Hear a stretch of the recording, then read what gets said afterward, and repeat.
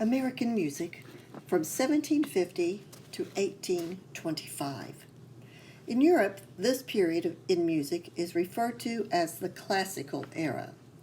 It was a time of Mozart, Haydn, and Beethoven. But what was happening in music in America? As in the previous period, much of the music centered around the church. We will be meeting three people who were very instrumental in early American music of this period. The first is Francis Hopkinson. He was born in 1737, and he was a signer of the Declaration of Independence in his late 30s. He was a lawyer and the first Secretary of the U.S. Navy. In addition, he helped design the U.S. flag. But Hopkinson was also a musician. Chamber music, which is music written for small instrumental groups, was very popular in larger cities of American colonies, including Philadelphia, where Hopkinson lived. He played the harpsichord in concert and composed many pieces. He dedicated a collection of harpsichord numbers to his friend George Washington, who was not yet president. Hopkinson was one of the most influential composers of the colonial era and the first American composer for the voice and harpsichord.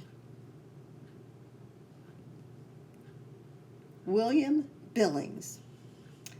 Born in Boston in 1746, he had to leave school at age 14 when his father died. In order to help support his family, Billings trained as a tanner. He was a self-taught musician and was good friends with many of the prominent figures of the American Revolution, including Samuel Adams and Paul Revere. Billings was active in developing church choirs and singing societies. He also introduced the use of the pitch pipe for church services. This small whistle-like implement plays a particular pitch when blown into, so choirs could begin on the correct note.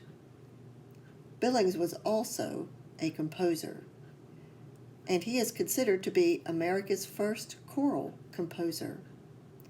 Most of his music was written for four-part chorus, singing a cappella, which means without any accompaniment. Next, we meet Lowell Mason. He was born in 1792 in Massachusetts. He is known as the father of American music education.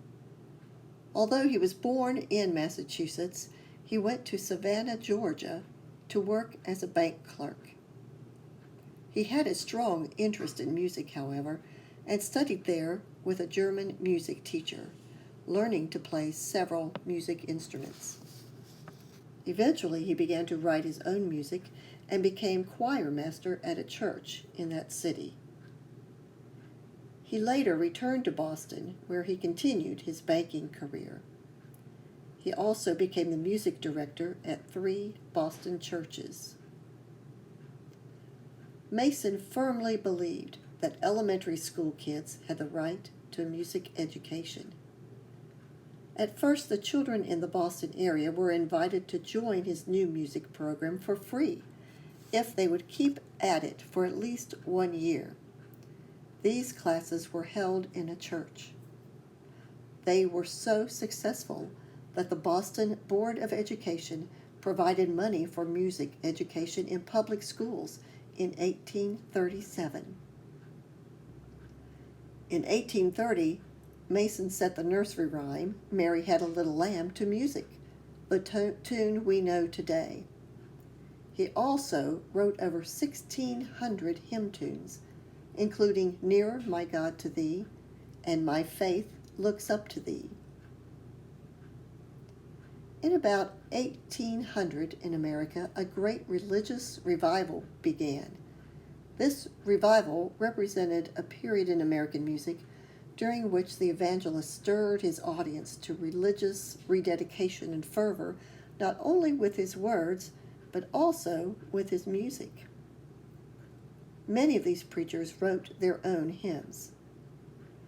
Some of the tunes carried traces of the folk tunes passed down through the years, but many were also original. A lot of these are still sung in churches today. Religious music was not the only popular form of music in America by any means.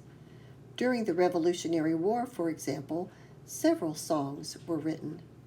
One example is Yankee Doodle. Originally, this tune was sung by British military officers as a way to mock the sad state of the colonists and their army. The colonists, however, embraced this mockery, and it provided them with a sense of camaraderie and patriotism. To the surprise of many British officers and enlisted men, Washington's men turned the derogatory implications of this song around and used it as a song of defiance and pride.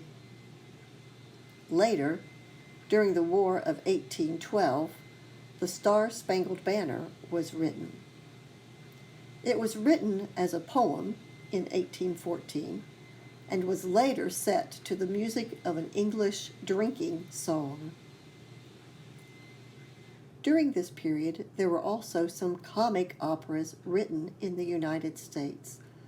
The first one written in America with a plot actually based here was done in 1767. In addition, folk music, slave songs, etc., still continued to be played and sung.